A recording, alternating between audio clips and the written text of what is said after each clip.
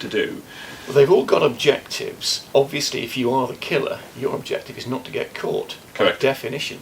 And in a number of times we've run these games, the murderer has got away with it. Yes. The murderer doesn't always get caught. It's not the same as a very scripted murder dinner party, as Neil was highlighting, because there are possibilities for the detectives to catch the killer, but there are also possibilities for them to get away with it.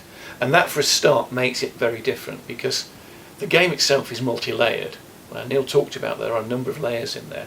Some of those plots and subplots have nothing very much to do with the fact that XYZ has been killed, or that ABC, the detective, is trying to find out who did that. Other activities are going on at the same time that are interwoven, and as Neil's also highlighted, it's scalable.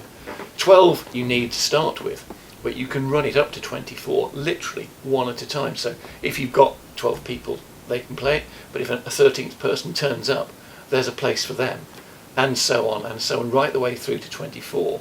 And that also means, of course, that every time you play it, it's different, because different people interact, different plots and subplots get involved, different objectives are either achieved or failed, and on top of that, the characters themselves have got the opportunity both to express themselves but also to hide, because the opportunity for fancy dress allows people to enjoy themselves in a way that they wouldn't normally do. So if they're a bit withdrawn, maybe they wouldn't want to would be a little bit worried about expressing themselves. But if you're in fancy dress, because there are options to do that, and it's very much encouraged that people come in fancy dress, that they can actually escape a little bit from themselves, but at the same time it's their personality beneath it. So if I